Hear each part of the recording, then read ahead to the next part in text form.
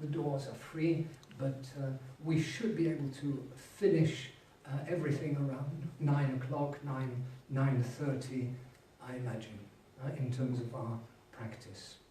So, without further ado, once again, a word of welcome to you all. Andre, could you please join me? And I think we can begin our presentation, and you have the necessary technology to take us through the slides. Can everybody see the two? They're the same, yeah? So it's all visible to you? Thank you. In many spiritual traditions, there are teaching about a very essential aspect of the human being, and that's the soul. Why? Why is it important? Why do we want to talk about it? What is the soul? What is its relation to the body, and how does it affect the spirit or the divine? And these are questions we want to address this evening.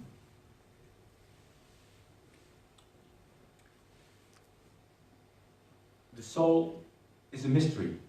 We cannot feel it, we cannot see it, we cannot taste it, we cannot smell it, and we cannot hear it. However, we can experience it. If we are mindful in and out, we can experience it as consciousness, pure consciousness. What is consciousness? Many neuroscientists think, they believe, or are sure, that our consciousness is only the result of electrical currents in our heads, in our brain. Is that true? They believe. Spiritual traditions, on the contrary, they say that's not the case. Our consciousness is much more than just brain activity. And we can delve into the mysteries and symbols of the soul. Why? Because with our rational thinking, or rational mind, we cannot perceive the soul. But we can get a greater image of what it is and grow as a person and grow as a soul. Why mysteries and symbols of the soul? That's in the subtitle of the book. It's about becoming a spirit-inspired person. And that's possible to undergo a transformation by going a spiritual path. So, we're talking of a transformation, of going a spiritual path. So, we're not talking here, in the Golden Rosy Cross, of self-improvement, of ego trips, esoteric ego trips. We're talking about a change, which we see in that picture of Escher, a Dutch painter, where you see a transformation taking place. So you may see fish, but in fact you see birds, and if you see birds, well, in fact you see fish. And this is the transformation that can take place in ourselves. But the question we need to ask is, who are we? And what is our reality? So here, I hope you see that fairly well. Well, I'll describe it to you. We see a cavern, and in that cavern we see persons who are sitting here and looking at images that they have in front of them on the wall. These persons are chained one to another. They can't move very easily, and they're looking at something that is there, which is illuminated, and are asking themselves the question, or not even asking themselves the question, saying, this is my reality. I see it, it is there.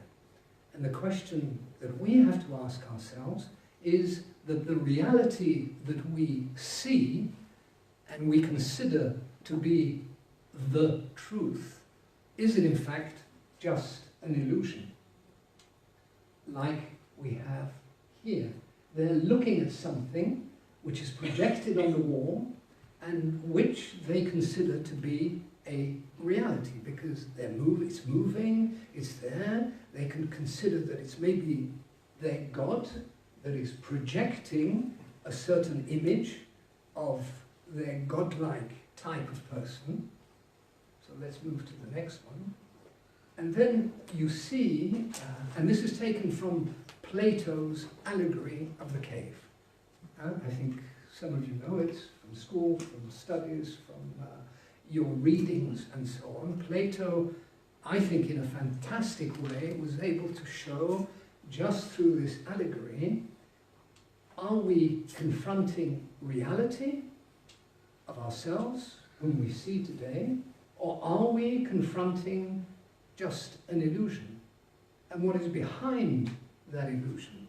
So here Plato goes on to say that in fact those images which we think to be a reality are just moving left, right and centre, and moving by those who are holding those images.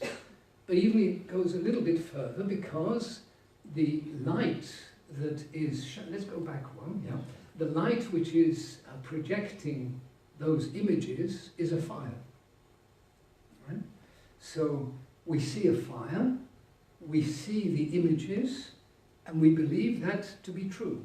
So we see ourselves, we see our planet, we see what we call our solar system, and we say, well, it's tangible, it's there, it's physical, so it must be real. But we know that everything that is tangible and real undergoes enormous changes, not through a tsunami in one moment or another, but over millions of years. Planets change, solar systems change, the influence of the universal rays have an enormous impact on this humanity, on other humanities, and so on.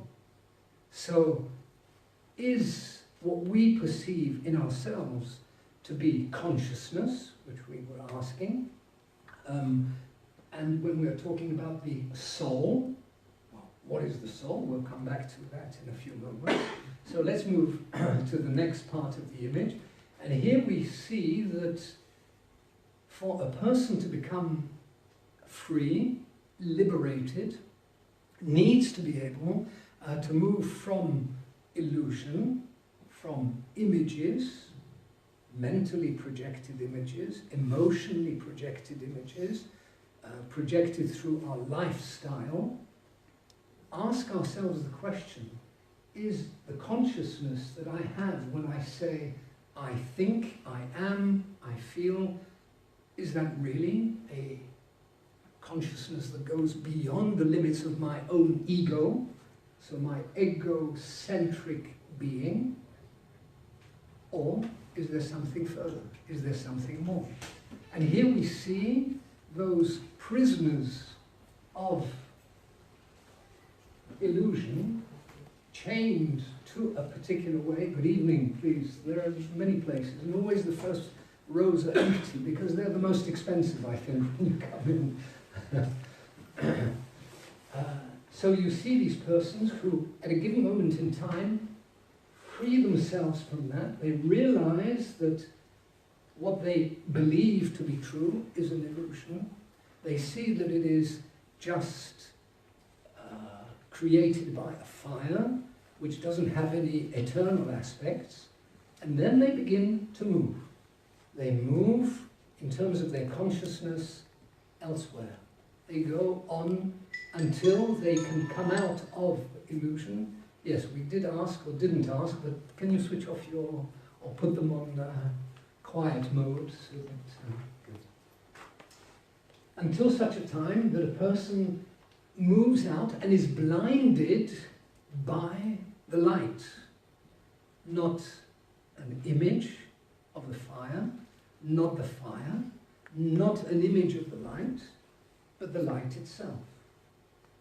And then we can ask ourselves the question, so how do we perceive that in ourselves? And what is the light, or even more so, what is the soul? What is the soul? If we want to study the soul, maybe we think it's good to study psychology.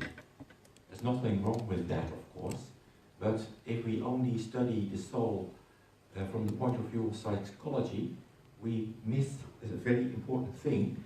We have to go to another realm, for instance, spirituality.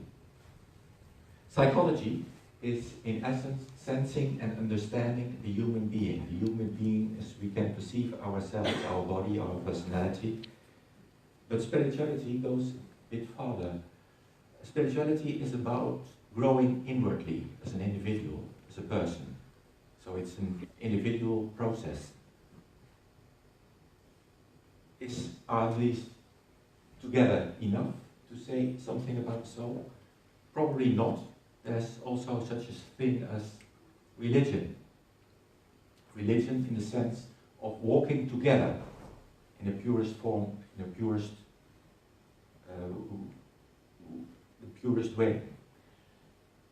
And we need, if we want to say something about the soul, it's necessary that these three combine, like this. Is this all enough? Psychology, spirituality, and religion. Religion is together with a group, spirituality is individual, and psychology is the human understanding. No, this is not enough. That's the meaning of many spiritual traditions. We need an external force. There are many names for that, but here today we will call it light power. It's a concentrated spirit force. And that light power has to descend in these three realms like this. And so we can come nearer to that, what we call the soul.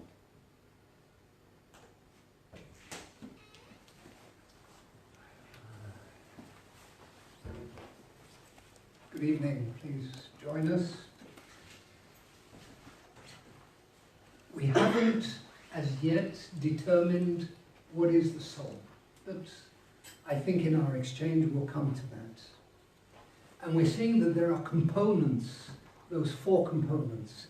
And yesterday we were talking about mysteries and symbols, and this book of André, this is not a sales pitch, but I'm just saying this book of André goes into that in a very fine way, explaining the aspects of mysteries and symbols. So what we would like to do now is to attach together, as we're thinking, certain images to those words, certain symbols.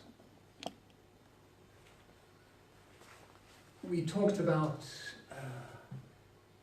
knowledge or psychology and philosophy, and maybe you determine on the cover page of this book, the book is not that important, there are hundreds of books written about the subject of the history of philosophy.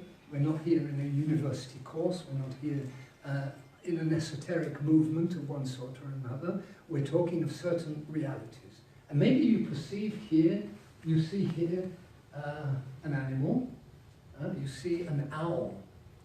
Now, that owl has been very often linked to the alchemist, to the mystic, to someone where the owl is sitting. Oh, we have that in Harry Potter as well, by the way.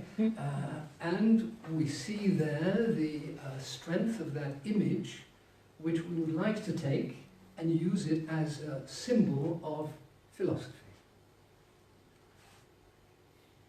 Now, we won't go into the book, which maybe you have read, or your parents read to you, or whatever. We see here geese.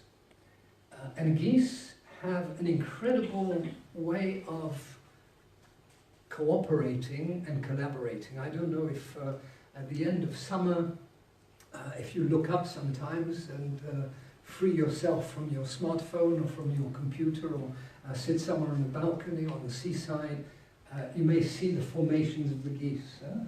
And this is, the goose has very often been the symbol of religion. So we here have a second image. A third image, which is very powerful, and we see that also as I was coming over, I was thinking again, we see that in many of our national flags and elsewhere, where you see one or two eagles together, the black eagle or other colored eagles in the United States, in Germany, and so on, which gives a very powerful symbol of spirituality. So we have that symbol. Then here we've taken that a bit from the Gnostic tradition, going back to the 13th century, 14th century, of a Gnostic movement, the Cathars, who lived and worked as the pure ones in the south of France and spread across, in fact, the whole of Europe in that period, influenced very much also by the Bogomils coming from the eastern part of Europe, from regions which we call Bulgaria today. And here we have the image of a dove. The dove that is very often interpreted, we see that in Christianity, we see that in other religions, because I think many of us have different religious backgrounds.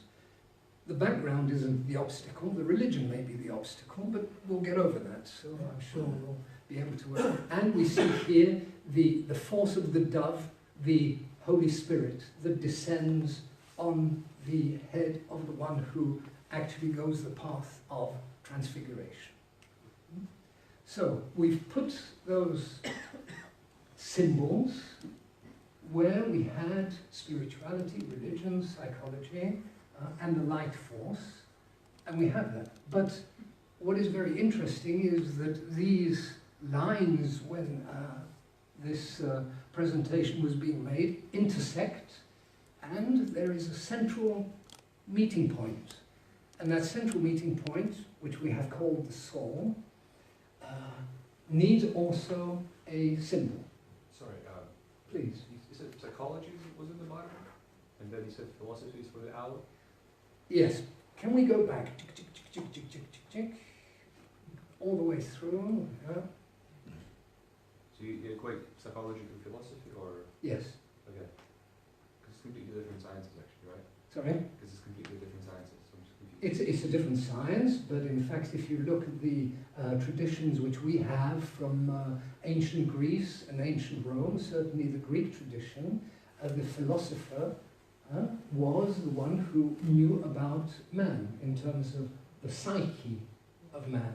And psyche is the being, and the being is transformed into what we in the 21st century and the 20th century talk about as psychology. So we were brave enough to link the two. Okay. Is that okay? Just wanted clarification. No, it's okay. I mean, if you want to tear us down, there's no problem on that. Okay, so that's where the clarification is, because you may have come in when we had already shown these slides, yeah? Or maybe, I guess. Yeah, okay, Is that so, right? Sorry for that. yeah, so is that okay? We went back and Yeah, now that's we've fine. come back so to revamp on that one. So we've asked ourselves the question, what about the soul? And we said, well, what can be the image that we could have for the soul? And the one that we have chosen, which will enlarge for you, is the phoenix, is the fire bird. Because in that one symbol, one sees the process of the death of the I and the rebirth of a new soul.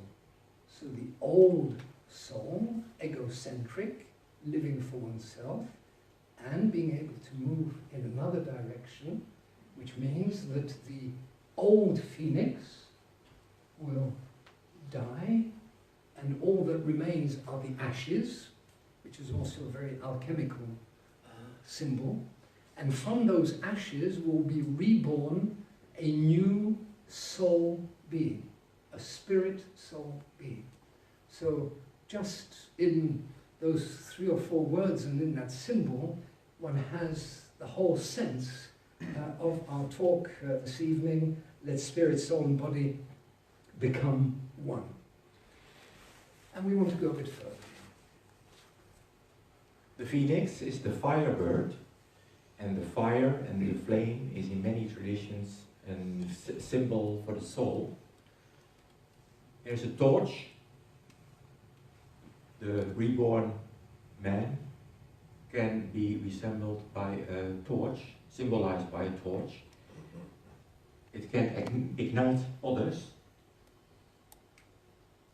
like this. And if we look at the flame, we see several components. The flame at the top of, in this case, a match, is first the blue light. Or we have the match first, the physical aspect. We can see that as a symbol for the physical body. And then there's a blue light. And the blue light, we can see that as a symbol for the personality, the person who we are, with a certain history, many experiences, many relationships, etc. And then there's the white light. The white light we can see. And that is a nice symbol for the soul, for the real, pure consciousness. And there's something like the spirit. Where is the spirit? We can't see it here because it's the light that illuminates everything, but you can't see it. But it is there. If you go a path of a spiritual transformation, then you have to go in another direction. Going into another direction that makes it possible to undergo transformations.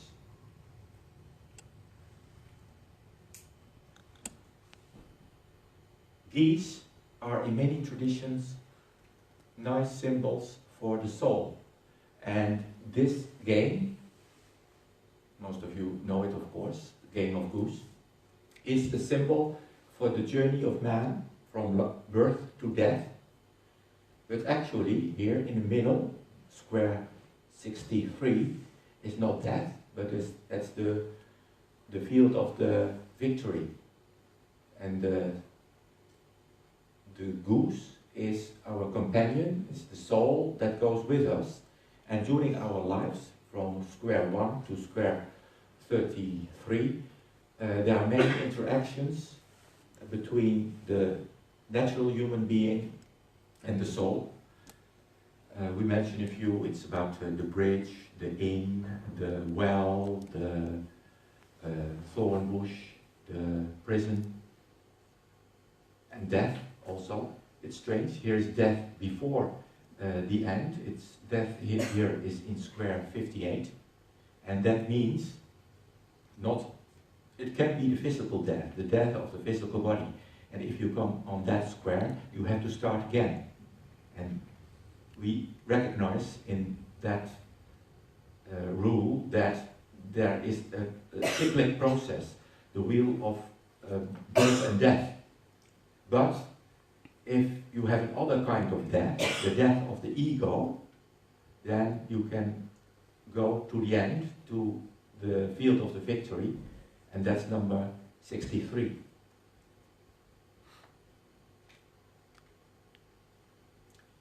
This can also be helpful to understand more about the soul.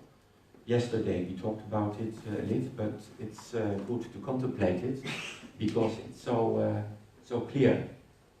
Here is a symbol for the complete reborn human being, or the human being in essence. First we see a carriage that is pulled by a horse. And the horse is managed by a horseman or a coachman. And in the coach, we don't see him, but he is definitely there. There is a passenger. And we can see the carriage as a symbol for our physical body. The horse is a symbol for the personality. It's an intelligent animal, intelligent, sensible, and from his own, he wants to go his own direction. But that's not the purpose. purpose is that the spirit, symbolized by the passenger, arrives at its destination. So what is necessary? That the coachman manage the horse in the right direction.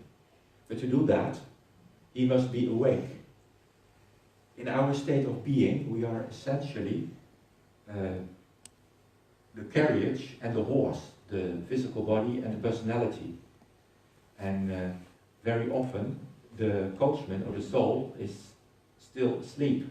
The consciousness is not consciousness enough. And what's necessary, that the consciousness awakens and then grows and listens to the passenger who says where he wants to go. So those four must be connected: the body, the personality, the soul, and the spirit. And in the title of today's talk, Letting Body, Soul, and Spirit Become One, there are of course three, and that's because in many spiritual traditions, what they call the body is not only the physical body, but also the complete personality. And that's why we choose the name for today's talk, Letting Body, Soul, and Spirit Become One. Because that's necessary to reach the ultimate goal. We can also see the three aspects of body, soul, and spirit in this symbol. This is the symbol from the golden rosy cross. In the middle we see the point, and that point is difficult to see. It's made a bit bigger so you can see it, but in essence it's invisible. It's the spirit, and the spirit emanates rays and gives messages to what we call the soul, and the soul is resembled by the triangle. It has to do with thinking, feeling, and willing in a conscious way. Of course, we all think, we all feel, we all want to do things, but for an awakened soul, thinking, feeling, and willing are conscious. And then the square. The square is the symbol of the fourfold personality, with a physical body, an etherical body that gives life to it, and an astral body for the emotions, etc., and the aspirations. And we also have a mental body in development. So this is a wonderful symbol for the reborn human being. And we invite you to undertake the journey to the world of the soul.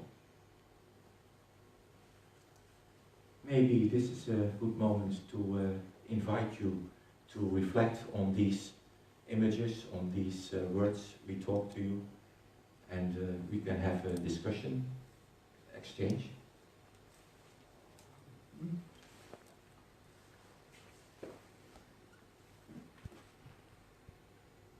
So we've used symbols to move towards an understanding of the soul, of who am I, what is my life, what is the purpose of existence. We've spent more than half an hour making that presentation, and it's one of many presentations that the school makes, and it doesn't have to satisfy someone all the time, everywhere, and everybody, but it's, we hope, a basis on which we can also share. We can talk about our own life and our own existence. So if in the Golden Rosy Cross we speak about the new soul, this happens during our life. It is not after death, not after the physical death, because just following up what you were saying, that if we do not die now, during this life, when we die, we will die. So how do we move into eternity, into true life, living? Not in some future, not in some historical, religious, philosophical or other past, but in the living present. And that is quite possible. This is a reality to be able to breathe differently, to be able to be different, but not in the egocentric way where maybe we're saying, is this for me? Can I take it? No, we cannot take it. We have to leave it. That means that we have to let go. And that's one of the most difficult things in our life here in London, in the UK, in Europe, anywhere else in the world. Enormous stress, enormous illusions, like the prison of the internet is very useful, but it's still a prison because it's an illusion. They're just images. So how do we move away from images into a reality which represents true life? And that is possible if a new soul is born. And this is maybe one of the subjects we can exchange and discuss together. So, in fact, it's over to us, and if you have any comments and so on, so that we can hear each other. I think our friend has a microphone, so you can pass it from one to the other, and we can discuss together.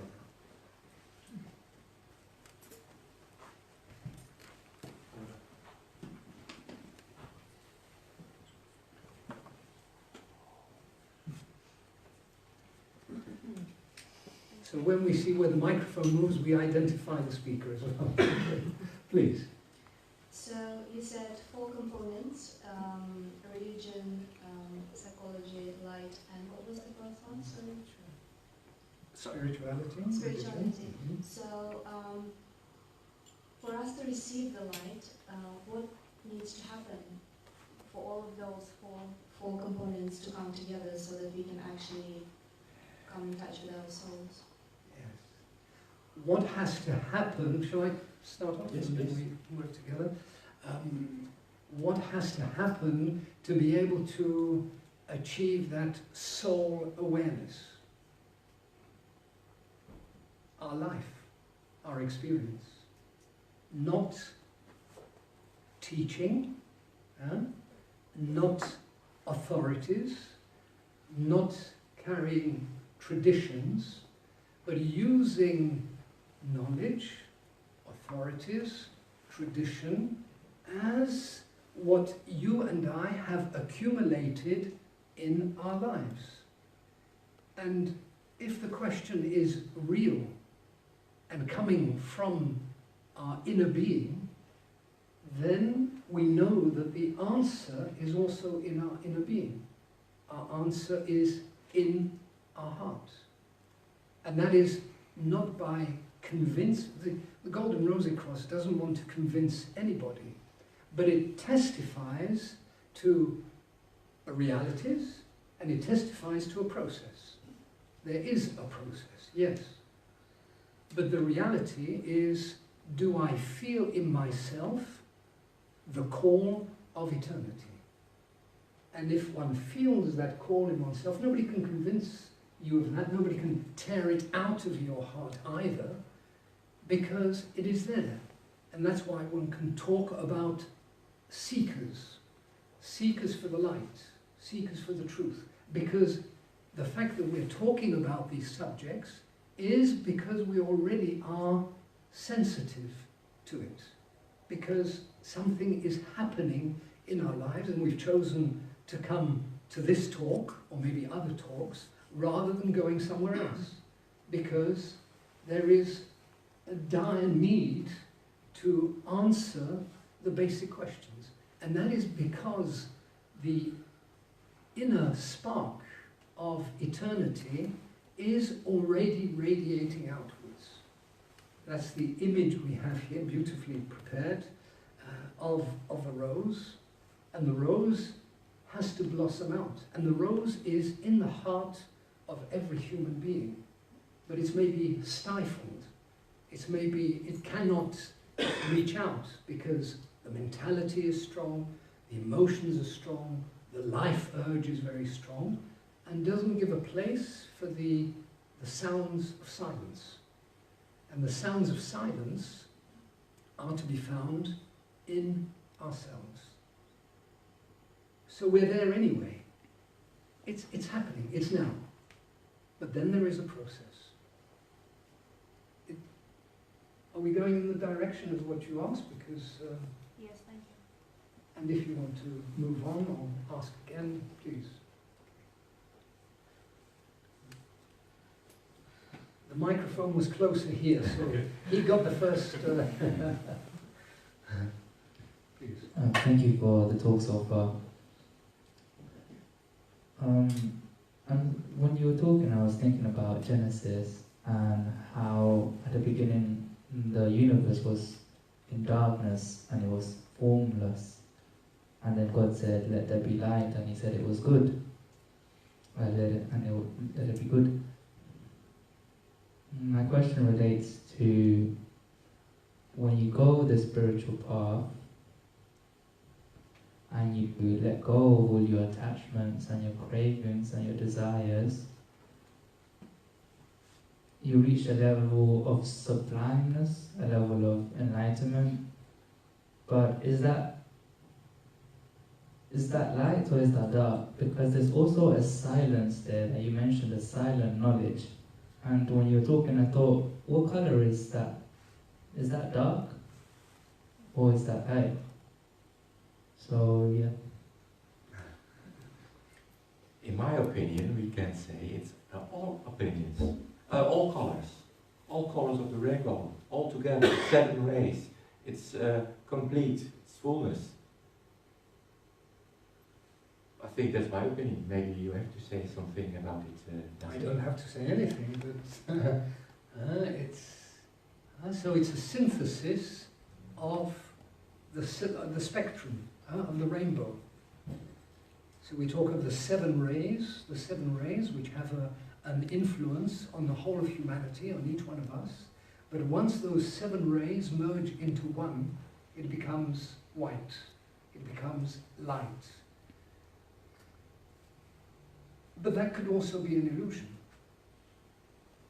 So we have to continually test if what I think to be light in my being is not, as you rightly asked the question, I think in yourself, for us, is it maybe not darkness?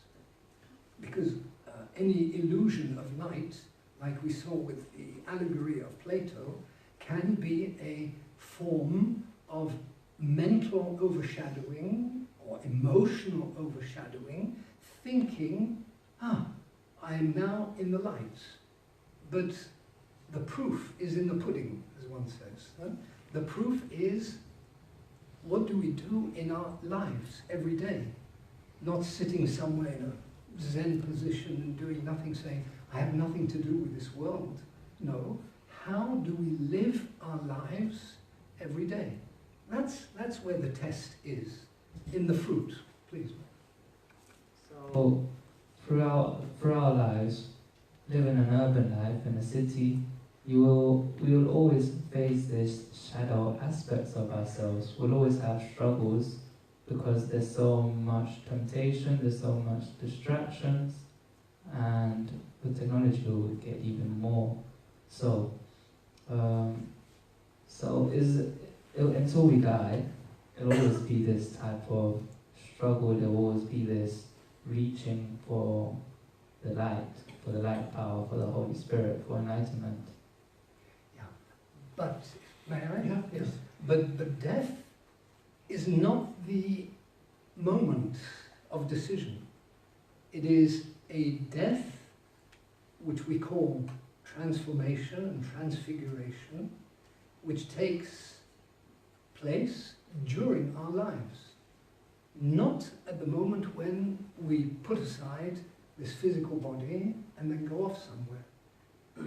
The realization of eternity is here and now, and not waiting or thinking or praying to some supreme God saying, "Oh, now take me and let the angels take me because my time in this earth is finished." No. But coming back to another element of what you said, I think right until our last breath, in any way you want to say it, we will always be in these forms of, well, you call them temptations or illusions of one sort or another. And what is dying daily? It is to look at what are we holding on to. We hold on to our convictions, we hold on to our beliefs, our dogma, our principles and so on. These are all anchors which keep the soul from moving into its true domain. So by seeing a temptation, I think that's the word you used, by looking at, there were other words you used, and I've forgotten them, darkness, yes. What else did you say? Desires, craving. Desires and craving. So if I see a certain desire in myself and I move in that direction, one of the first aspects of a spiritual path that the Golden Rosy Cross presents today in the world is the self-knowledge, to know oneself. No illusions, to see oneself as we are, which means that if there is that desire or if that's craving, now what do I do? If I have the desire, because this is a nice, I don't know what it is, but it's a pen or whatever, and I have a desire for that, or a flower, and I'd like to have hundreds, bouquets of flowers, then if I go about it in a way of saying, no, I have to throw it away, I don't look at it anymore, it'll come around the other side anyway. It'll come and it'll be there again. And it's not judging, and it's not rejecting, because any form of rejection is what? Is struggle, is action and reaction. So by observing and seeing a flower for what it is, another object for what it is, to be able to look at my own desires, my own cravings, even the craving for a spiritual life, even the craving for transfiguration can be an ego trip. So one has to be very, very observant, but without judging, taking distance to oneself, observing. Thank you very much. I don't. Is that okay? But we can certainly continue if you so wish. There was a question over there, but we're coming back. The microphone will come back in this direction. Uh, Yeah, I do want to add to this. You would like to follow I through? would, because I think it's quite interesting that you brought this up, because I've personally been going through myself. Could we ask, just for the microphone, sorry, don't get frustrated. It's not a desire to hold on to the microphone. My precious. My question. Quite loud. Please, do. Okay, so, well, I've lost my train of thought now, thanks for that. So, I'm really glad that you brought that up. I don't know if this is working or not, but I've been going through this personally myself, and I think I really resonate with what you've said, and through my own contemplation and my own sort of being in silence, thinking about my darkness, as it were, or my desires, I think my conclusion is also the same, where I feel that we have to embrace every part of our being, because we are having a physical, whether we're spiritual or whatever we are, let's forget about what we are, but whatever we are, we're here, like you said, we are having this experience, regardless. So in this state that we're in, this human state, they are all aspects and derivatives of that state. So darkness is one of them, and I think that's something I've picked up myself, because I've struggled with it so much, because I've always, from quite a young age, been quite inquisitive about why the hell are we here, like what the hell is going on, sort of thing. Yeah. Why are we going through all these problems, and why is life so crap, and why, all of that stuff. I'm being really honest. And all of that thinking has kind of led me, and I'm over 40 years old, by the way, so I have a few years behind me. So all of that has made me realise that actually it is us embracing that dark side, because we want so far away from it because it's so taboo, or our conditioning, or the way that we've been, you know, like you said, in religions or whatever it might be, you know, society shunning us to have certain desires or thinking in certain ways or living in certain ways. And we've kind of been dumbed down almost to think there's something wrong to embrace that dark side. But it is a state of play, right? We are that being who is feeling those emotions, which might be desire, which might be darkness. And I don't know what my point was. My point is that I really resonated with that question and the fact of what you said, because my own journey is very different to you guys, and I come from an extremely different religious background, but actually I've come to the same conclusions as Andre and you guys here. I didn't even know what God's Rosy Cross was until I just read this, and I thought, geez, this guy's is saying exactly what I think, so I need to go and see. So I'm really glad to be in this room and being able to, you know, I'm not the only one, basically. So there you go. Well, Okay. at least there are 4 of us, or 5 of us. Yeah. Well, thank you very much for that personal testimony, if you like, and we'll come through to that, because a lot of what you have said, it's really there. I mean, you know, to say life is what it is and so on. And we talked about self-knowledge, okay, to know oneself. But then there is another step after that, or with it, intertwined, is also overcoming oneself, overcoming the self. So that's something we can think about. So, your question, or your point, My precious Lord of the Rings, but that's another question, that's another thing. Well, it was really interesting to hear about what you're thinking about the dark side of the human being. I'll continue that because, like, I think that we should accept our dark side, of course, because, like, the dog in the beginning was wolf. The wolves, they hunted the man and, you know, the stock, the livestock. They destroyed it. It's like our dark side. So we should not kill the wolf, because if we kill the wolf, basically we kill ourselves. We should accept our dark side and purify it and turn it into a dog. The dog is the man's best friend. The dog protects the man. So, I mean, probably that's the purpose of the whole thing, just to turn our dark side, our demons, into angels. Because they're very powerful, they could be really helpful. The horse, without the person who controls it, is just wild force that could be destructive. But with the right knowledge, the right purpose, it's a very powerful engine that could lead us to our goal. I mean, that's my opinion, of course. I don't say it's absolute, it's just my opinion. And the other thing is, like, you spoke about our life and the spirit. Well, usually there is, like, initiation when we go through. Initiation is just a metaphor, and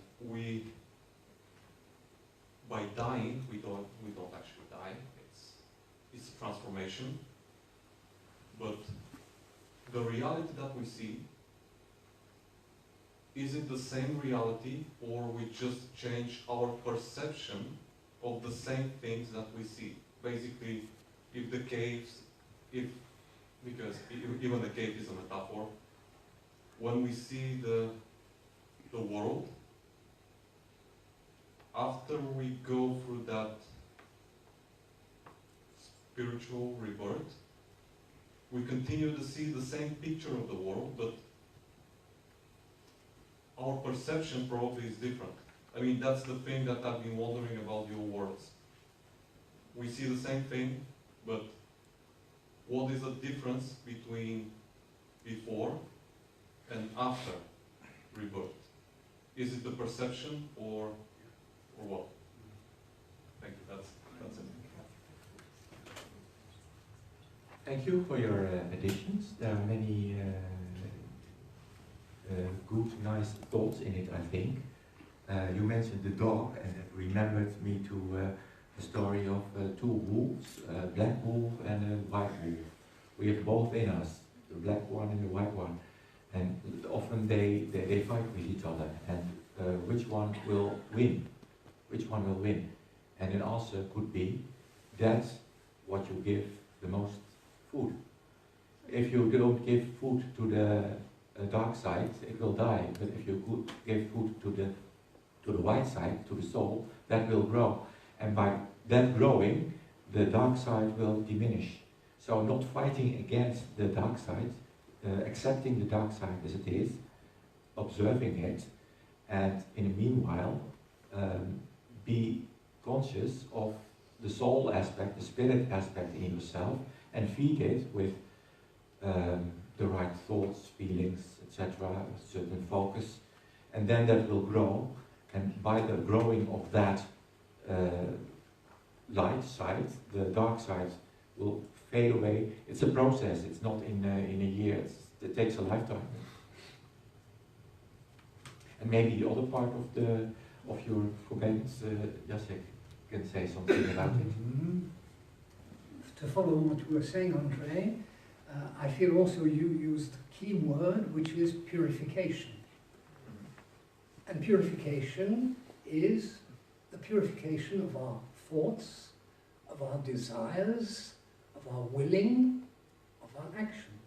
And it's not just like that, but if there is, as we were saying, this deep desire of change, and it doesn't mean you have to be 60, 70, 80, 90 years of age. Someone who's 15, 16, 20, 21, 24 can feel that, because there is inner maturity. We talked about the wheel of life and death, didn't touch on reincarnations and other things like that, but there is a maturity where we can say, yes, I know.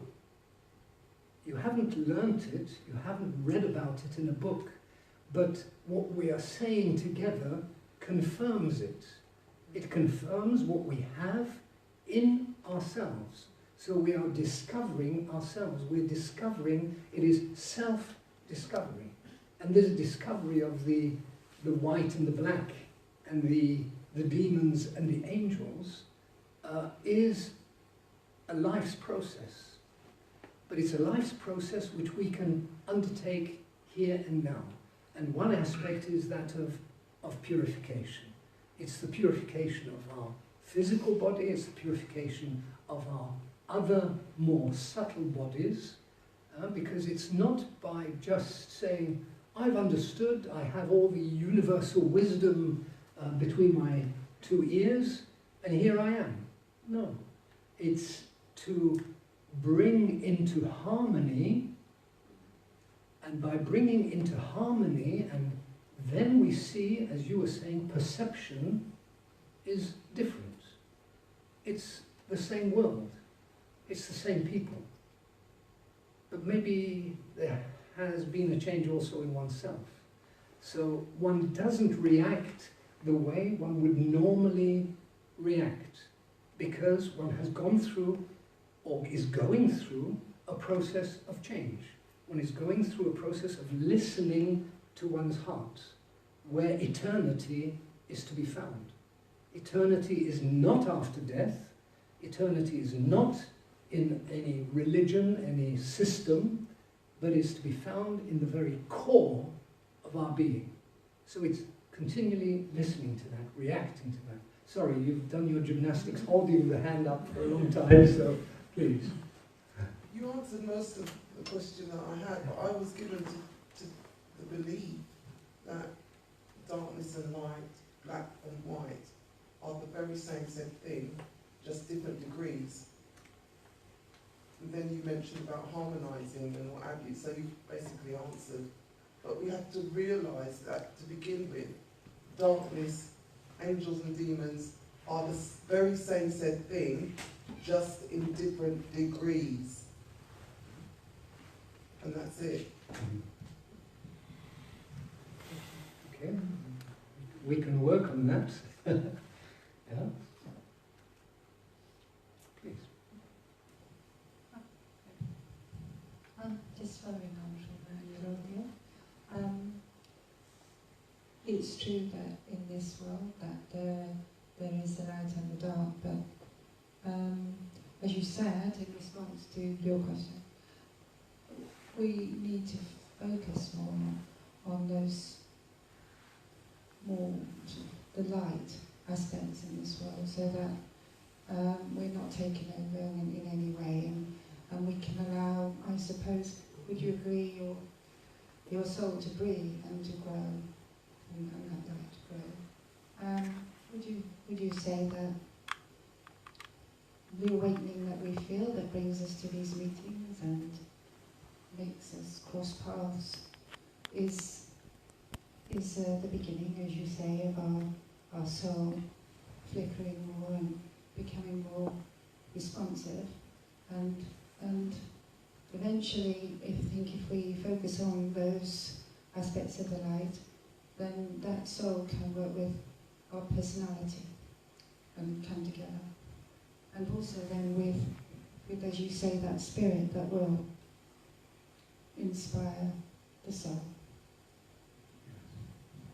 Yes, so by continuing, by working on it, by listening, by going deeply into oneself and having the opportunity, I mean, this is what I found when I became a member of the Golden Rosy Cross, that a bit like you were saying, the essential questions, the real questions of life, I found, okay, no one is trying to sell a trip on me or telling me that it's like this or like this or like this, no, but to be able to explore together and go further in that reality. And when we say we go further in that reality, and we're talking of darkness and light, light and darkness, don't we see here a polarity? So there's a polarity in which we may find ourselves as in a huge pendulum. Sometimes it's here, great, well, and the other side, depression, terrible. So is that light that we perceive the light? I would say that it isn't. I would say that it is just the link or the other side of darkness. So it's like that or like that.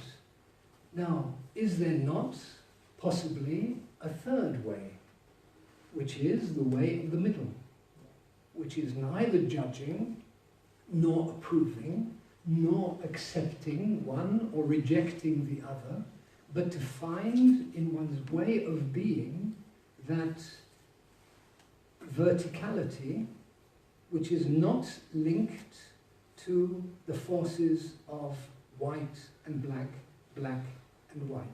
So we move away from polarity and we come into another union, and that is an inner union of the soul. And you just said, maybe at a given moment in time, when a new soul is born, that soul will then radiate with the spirit. And then we're no longer in that game of polarities. Our personality knows it has a task to fulfill, not after death, but now, during this life. It has a fantastic task, not for itself, so not for the ego, difference between personality and ego. So the personality has an enormous task to allow also to hold on to the horse and to know which way one is going, but to link oneself with what is intrinsic in every human being, which is the spirit. So spirit soul. So we're talking here of a natural soul, the I, the personality. We'll be going into that tomorrow as well, a bit more in detail, but yeah, that's a bit of an ad for tomorrow's talk. But, we have the natural soul, and we go through a process of rebirth during our lives for a new soul to be born. So it is not improving and saying, okay, I'm going to stand here, and now I've got God by his feet. And it's not like that at all. So it's this, yeah. So that's really interesting because, So obviously you What, have a me lot of- standing on the No, the fact that you're talking about death and within this life, because obviously a lot of scripture that's out there, regardless of which religion or culture it is, they pretty much talk about this death and what happens after death. And obviously we've as society, as humans, we've kind of taken that and created what we now see as religion and the rites of passage after you die and, you know, hell and heaven and all that sort of stuff. Yeah. So that's how we've taken it. But obviously, the way you explain it's really interesting. But my question to you is then, when you talk about, when you go into different philosophers, whether it's Buddha or whoever it is who's come and gone and had their enlightenment or had similar thoughts to us, they talk a lot about ascension. They talk about a lot about the soul ascending. So obviously it's quite interesting because you talk about a new soul being born. So I'd be interested for you to expand on that new soul being born, because obviously a lot of other philosophies talk about ascension, and I just want to see that what the connection is, because you're saying it's not about standing up here and being like water, like Buddha would say, that it's actually a complete rebirth. Can I go, or would you like to come in on that? No? No? I just, you want to link in with this question, please? I was just thinking, so if I'm, correct me if I'm wrong, what it is it the death of the ego is the awakening of the soul. So when we finally don't care if we're right or if we're wrong, and we just be, we're like beings of light, and that's when our soul truly awakens. Well, that's marvellous, isn't it? Yeah. So, you know, exactly what you said. You know, the death of the ego is the rebirth of the soul. So it's not self-mortification. It's not everything that the different religious traditions have taught us or said, you know, beating oneself and all the rest of it. No, it's letting go. But that's so difficult for us all, whether we're Western, Eastern, South or Northern, but to let go, to just no longer hold on to any of these precepts, concepts, religious views and so on, because we're made up of that as a personality. So what do I have? Well, nothing. And if we come to a state of non-being, wow, that's somewhere already, isn't it? And I was thinking, and linking to your point and your question about ascension, it's like with a balloon. If you want the balloon to lift, you have to, and that was your point, Andre, in the presentation, you have to have fire. You have to have fire to be able to fill out that balloon and for it to be able to ascend. But for it to be able to ascend, it has to be already made of different substances. So the physical, not to hide that from you, but those who are linked to the Rosy Cross just happens we're vegetarians because, well, that's also the cleansing of our physical body. We will not go into different forms of drugs or different forms of alcohol and so on, because we know it's nothing to do with prohibition or whatever, but it's a process of cleansing. I'm so happy to see thousands of young people today who are going maybe sometimes to extremes, to be vegans or whatever, but vegans, vegetarians and so on. It's happening in the world. And why is it happening? Because people feel also that it's not learning from books, it's what we do in practice. So this ascension is possible when a new soul is born. So it means the new balloon, it means this new golden garment that surrounds us, and then we can lift up without leaving the materiality of our existence, being in the world. I don't know, that reminds me of being in the world, but not of the world, but for the world. Because the task is not our individual liberation, because that's again an ego trip. It is how can I decrease the suffering of mankind? If I know in myself, I'm the cause of that suffering. So if I look at the cause in me of the suffering of others, and I go deeply into seeing it, observing it, understanding it, accepting it, and letting go, then this other element of a soul being can have a totally different electromagnetic, sorry to introduce a bit of science, but has another radiation field than someone who is on his own religious, physical, spiritual trip. Because then we are consciously contributing to changing the paradigms, the mechanisms of humanity. And that is the purpose. It's not the purpose of being good for oneself and saying, I'm going out, you know? No, I'm glad that you explained that, because that's why I was trying to understand what you meant by that death, because I'm quite, my view's quite similar to yours in terms of it's the ego death, that it's the same life, the same person, and Yes. carry on, and then once you've had that, then you ascend like Yes. this. So I'm on the same page as you. Yes, okay. Good. So it's the natural soul, yes. Please, what?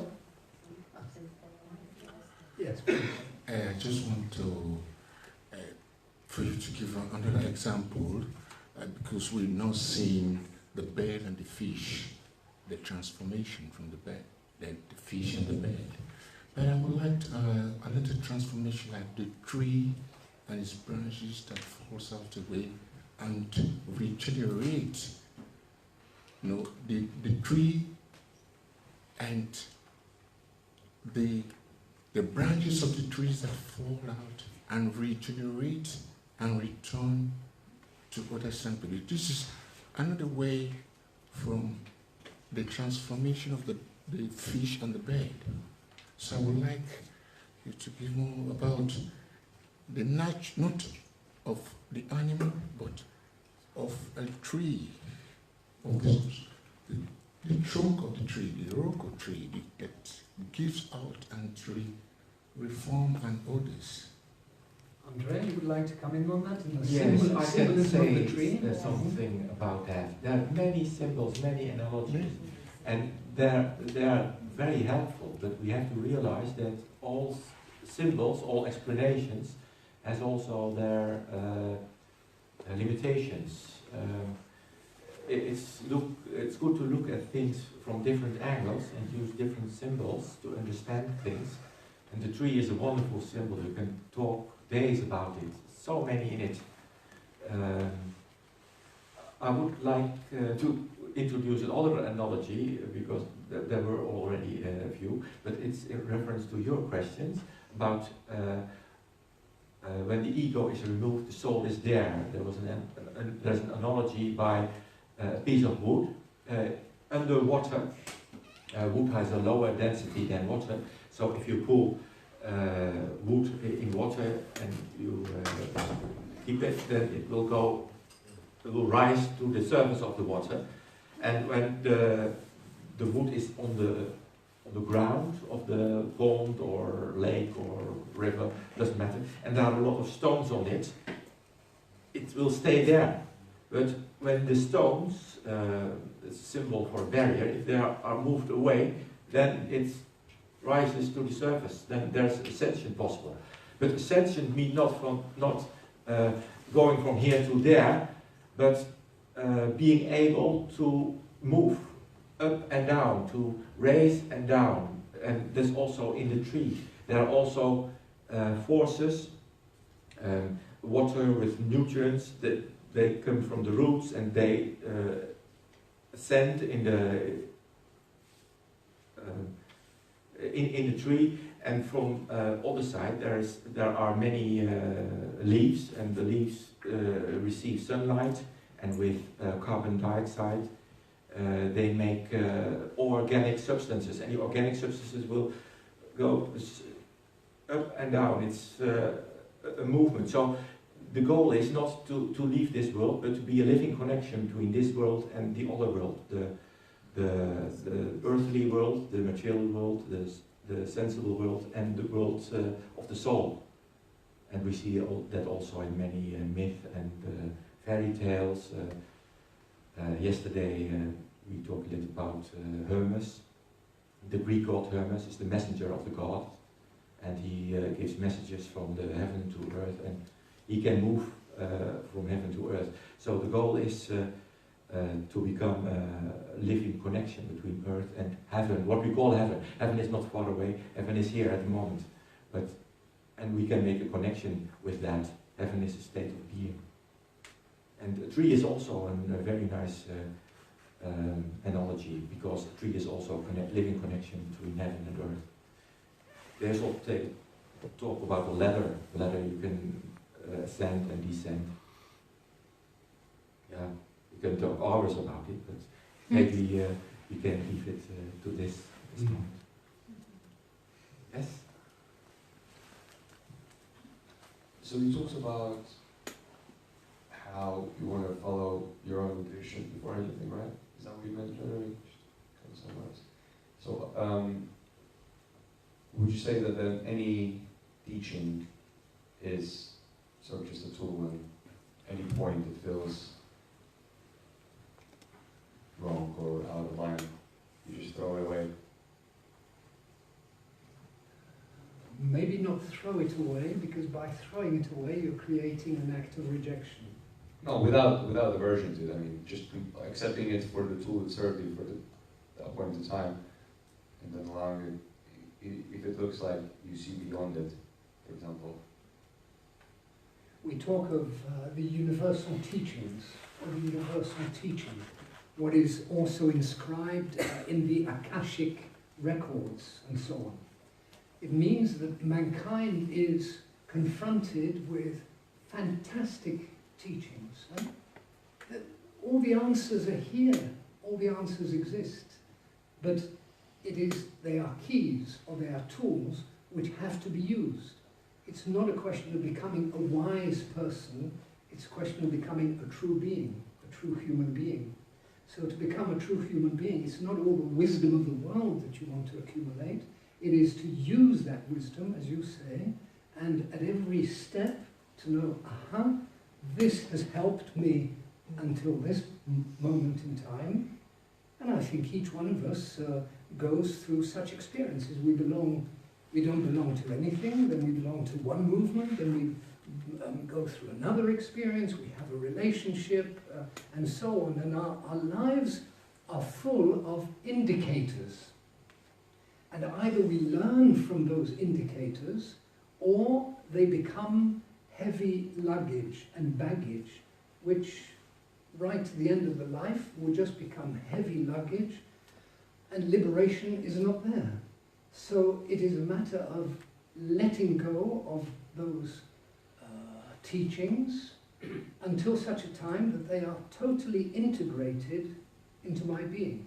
And once they are integrated into my being, I don't need that teaching, because it has become a reality in oneself.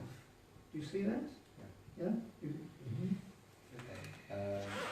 And another one, that's okay, just slightly on desire. At one point, then you know which desire is coming from your spirit, or it's in more of an ego acquired one. Maybe 99.9% of our desires come from the ego. And the rest, which we do not define, comes from the other, because it is not defined. It is infinite, so it's not defined as a desire. So you see, you observe, you follow through in your life the essence of your experiences, and then you come to an inner awareness, an inner consciousness, that this doesn't take me further on my quest, on my spiritual path. The desire. Pardon? The desire. The desires, yes. Because you can have a desire for the spiritual path. It also could be What? an illusion then. That's right. So then do you still follow them through regardless of your opinion on them? You? Do you still follow through on the desire to still act on it, or regardless of what your opinion on it in a way, as it is? It depends. It depends on the consciousness that you are developing, because if at a given moment in time you are just following willy-nilly all your desires, then you're like, we talked about a tree, like a tree in the wind, just thrown left, right and centre. No, tree is quite stable in the way, isn't it? Okay, let's take another. But it's a question of alignment, of inner alignment. Yeah, so it's inner alignment and knowing that what comes from the eternal in my very being is not defined by me, is not part of me, but I'm the carrier of it. You see the difference? It's not a property. It's not something which I can hold on to. Because as soon as I want to hold on to eternity, it becomes a dogma, a religion, and the reality just fades away. Okay. In the talk you also mentioned meditating monk and cave, or whatever that was reference to, as sort of not the best way to approach spirituality. But what is your opinion on meditation incorporated in daily life? Right, so we come to an important subject of what is meditation incorporated in our daily life. On your opinion? Yes. My opinion is that it can become something which you do 24 hours a day. That's just being mindful of your actions then? Mindful, Yeah. yes. Well, isn't that beautiful? To be able to talk Right, about yeah. mindful. But would that make you purer as a person if you're just mindful? If you could go deeper in your meditation, you can actually cleanse out some of the things. Wouldn't that be- Meditation, in a transfiguristic sense, that means before one moves into the balloon and before one moves into the ascension of the new soul, there is a process of purification. There is a process of transformation that has to take place in us. Am I not monopolizing this microphone? No, I feel that No? Okay. you're wanting to follow through. Yeah. Just So wanna it get would clear be eyes. frustrating to say, sorry, thank you, woman, Okay. to somebody else. So let me just. So then you would say that the first step, or one of the things to look for is to purify yourself.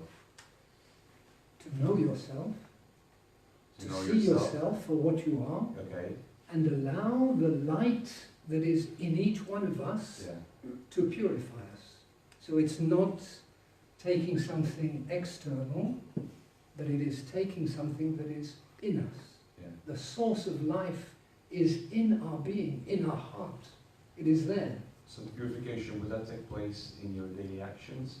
Every time you consider your next reaction, is that what you mean?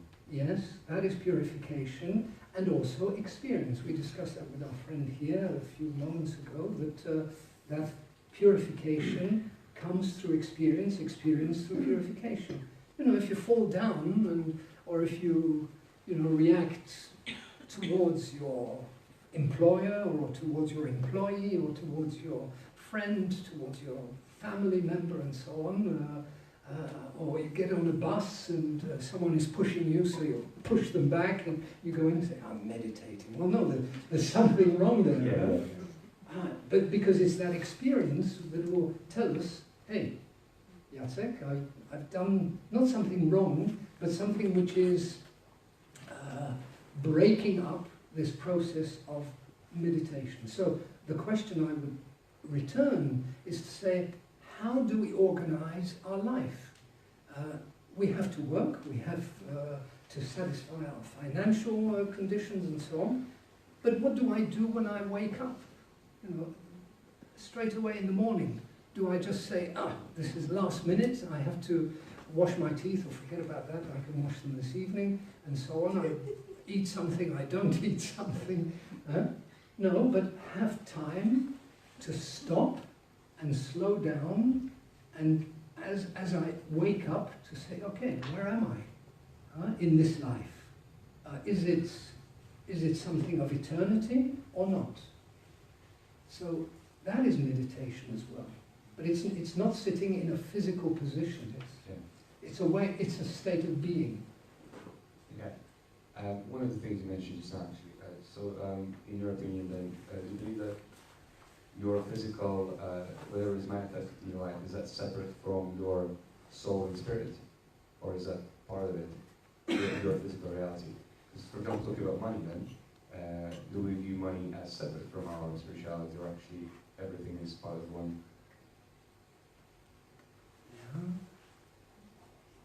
Our physical body, Is your is physical it body is separate it from your spirit?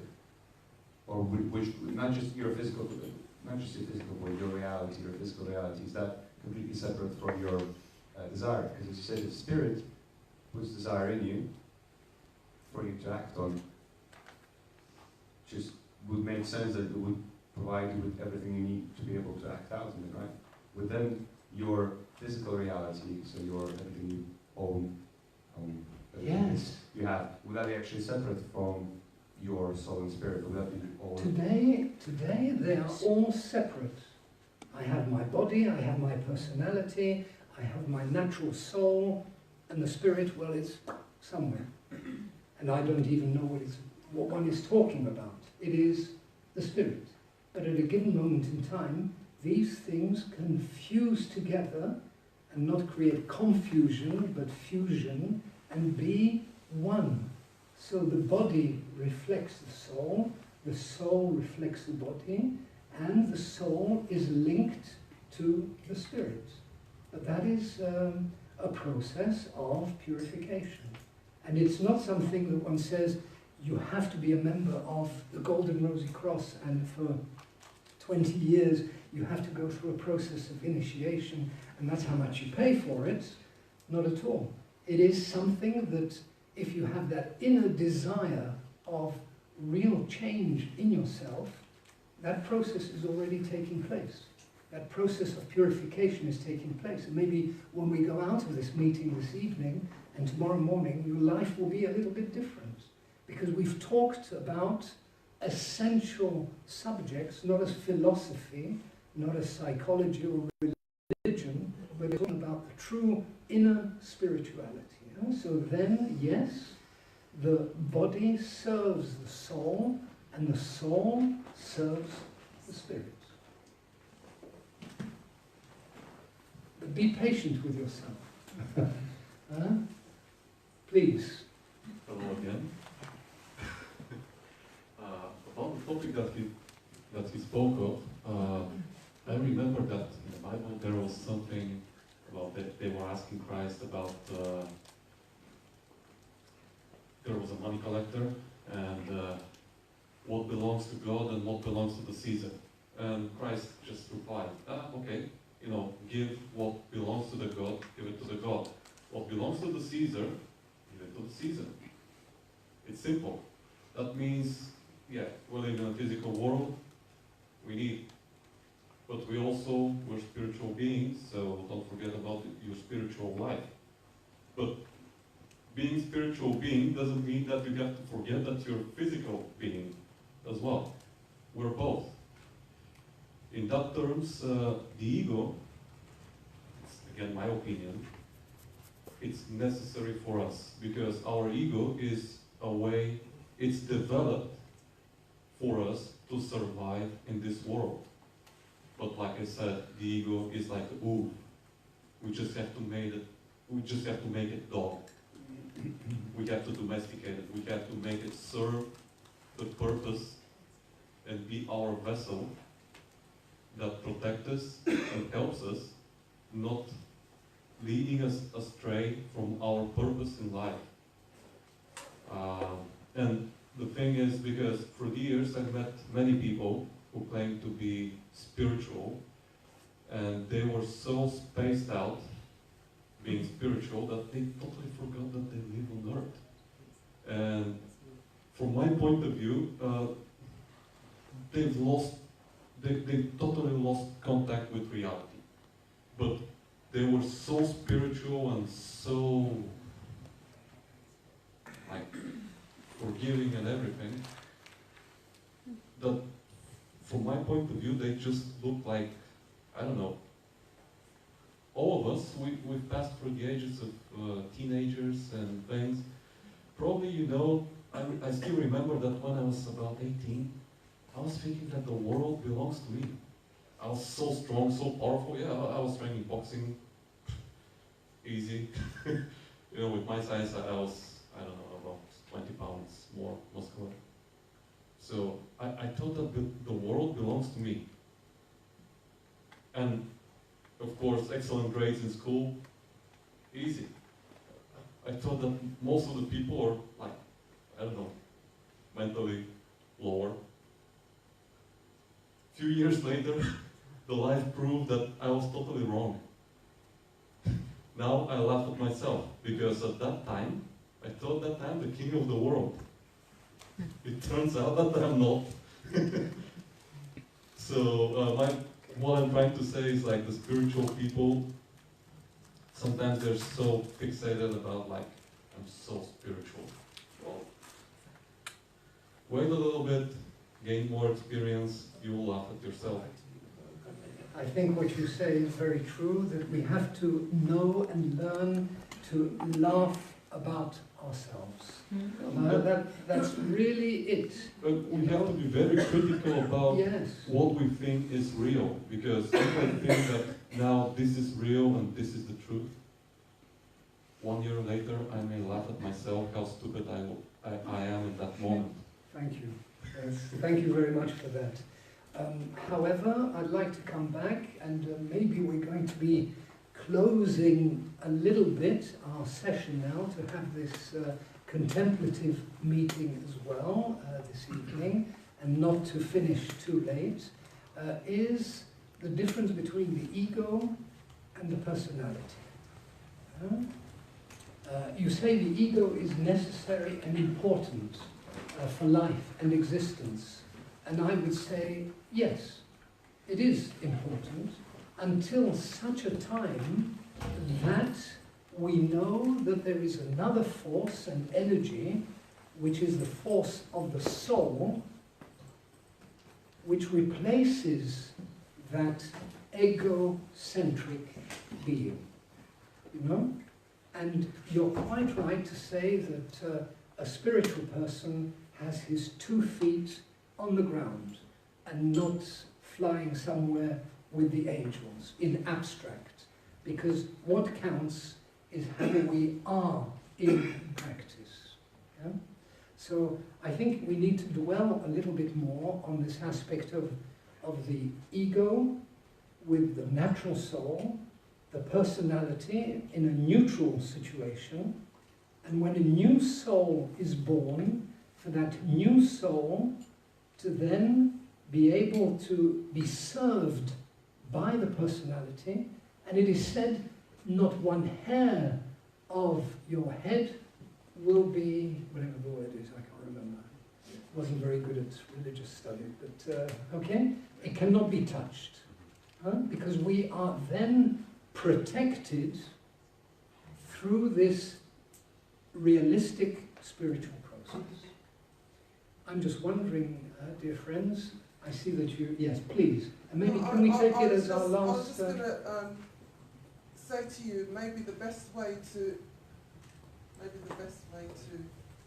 do some further research, reading on the ego, etc., is to go back to the very beginning of King James Bible, a book called Genesis, and look at it in a different way other than how it is written. But look at it metaphorically. There was light, and there was this, and there was that. You can even go as far as Noah's Ark. That is talking about the ego.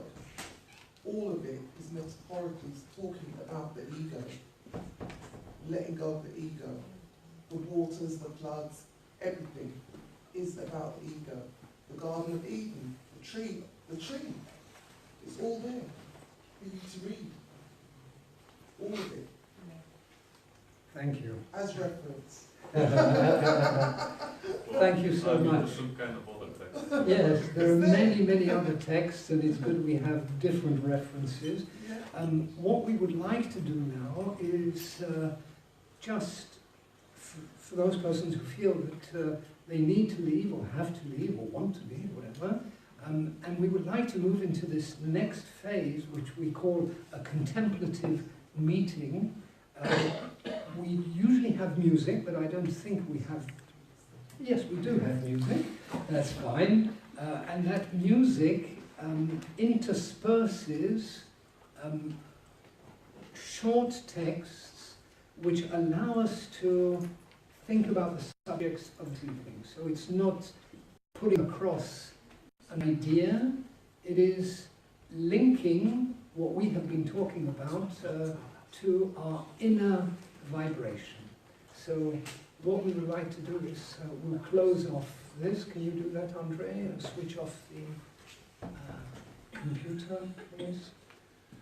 Yeah, and then we will ask Cora to come and join us here. And Cora, I think, will you be sitting here, or how would you like to do that?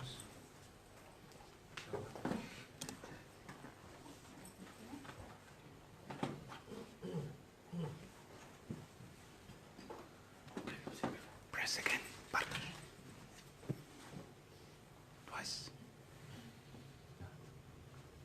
And after this meeting, we would just like to remind you that tomorrow afternoon at 4 o'clock, we have the public talk, which in fact Cora and myself will be giving, on karma, the personality soul, and the spiritual soul, so here at 4 o'clock. But immediately after this contemplative meeting, if you would like to exchange, talk a little bit, there is still coffee, tea, and drinks, and so, no, not drinks, water. Biscuits. And there's literature as well, and so we can have some time still this evening, and to be able to come back. But usually after such a moment we don't carry on talking, but we'd like to be able to enter into our inner silence. Thank you. So the contemplative meeting is called Living from a Sense of Unity. Insight is the open gate to our liberation, cleanses my entire blood state, gives me aspiration. From that source springs the force, Rose's power and endless grace over all my pathways. Craving for salvation's might, the mount I am nearing, and in gnosis' sublime light, grief is disappearing. I will strive all my life in a great endeavor to be free forever. The surrender of the self, self-annihilation, is the way to nullify nature's machination. From that doom we see bloom rose tree with its roses, thriving in the noses. The new attitude of life needs wise contemplation. He who walks the path to life lives his true vocation. Night and day, ban delay, live in I declining, with the group aligning. Onward go those on the path who are this world's strangers. They all treasure the true way, they traverse all dangers. Always light, Salvat's height conquers the dark earthly might in the new morn's daylight.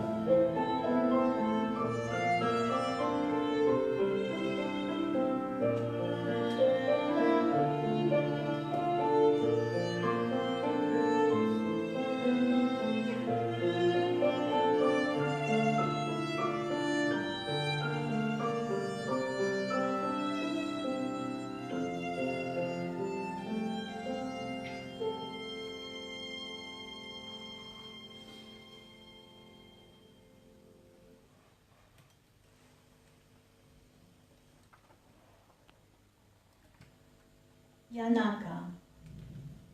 O Master, tell me how to find detachment, wisdom and freedom. Ashtavakra. O friend, if you wish to be free, shun the poison of the senses. Seek the nectar of truth, of love and forgiveness, simplicity and happiness. Earth, fire and water, the wind and the sky, you are none of these. If you wish to be free, know you are the self, the witness of all these, the heart of awareness. Set your body aside. Sit in your own awareness. You will at once be happy, forever still, forever free. You have no caste. No duties bind you. Formless and free, beyond the reach of the senses, the witness of all things. So, be happy. Right or wrong, joy and sorrow, these are of the mind only. They are not yours. It is not really you who acts or enjoys. The heart of awareness, you are everywhere, forever free, forever and truly free, the single witness of all things. But if you see yourself as separate, then you are bound. I do this, I do that. The big black snake of selfishness has bitten you. I do nothing. This is the nectar of faith. So drink and be happy. Know you are one, pure awareness.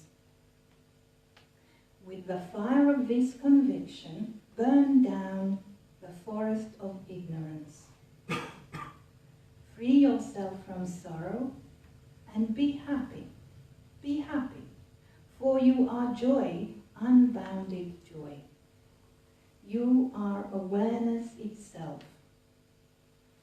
Just as a coil of rope is mistaken for a snake, so you are mistaken for the world.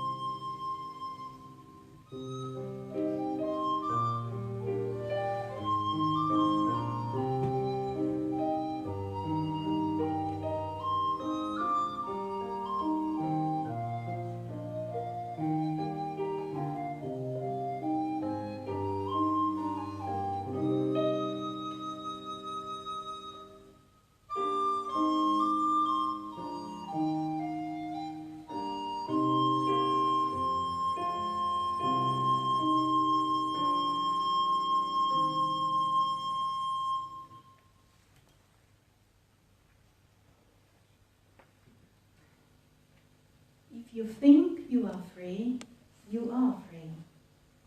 If you think you are bound, you are bound. For the saying is true, you are what you think. The self looks like the world, but this is just an illusion. The self is everywhere, one, still. The heart of awareness is free, perfect, the witness of all things. Awareness without action, clinging or desire. Meditate on the self. One without two, exalted awareness. Give up the illusion of the separate self. Give up the feeling within or without that you are this or that. My friend, because you think you are the body, for a long time you have been bound. No, you are pure awareness. With this knowledge as your sword, cut through your chains and be happy. For you are already free, without action or flow, luminous and bright. You are bound only by the habit of meditation. Your nature is pure awareness. You are flowing in all things, and all things are flowing in you. But beware the narrowness of the mind. You are always the same unfathomable awareness, limitless and free, serene and unperturbed. Desire only your own awareness.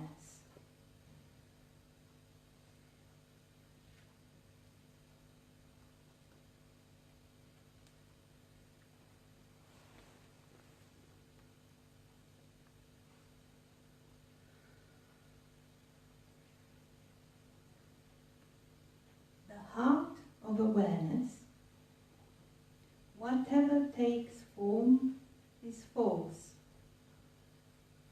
Only the formless endures. When you understand the truth of this teaching, you will not be born again.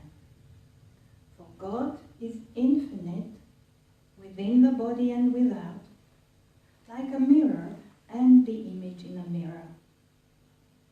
As the air is everywhere, flowing around the pot and filling it, so God is everywhere, filling all things and flowing through them forever.